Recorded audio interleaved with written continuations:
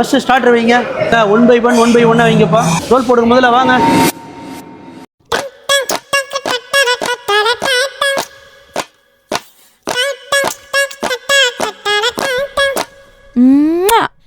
வணக்கம். எப்படி நல்லா இருக்கீங்களா? நல்லா இருக்கு சார். சூப்பர். இதுல வந்து 21 டிஷ்ஷஸ் பண்ணிருக்கோம். ஓகே. மட்டன் பிரியாணி போட்டிருக்கு.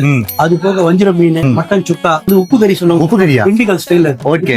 கரண்டி ஆம்லெட், பாயா. ஓகே. சிக்கன் 65 ஹரியாலி ஐஸ் போட்டிருக்கு. ஓகே. பீடா, ஜூஸ், வெல்கம் ஜூஸ் எல்லாமே included.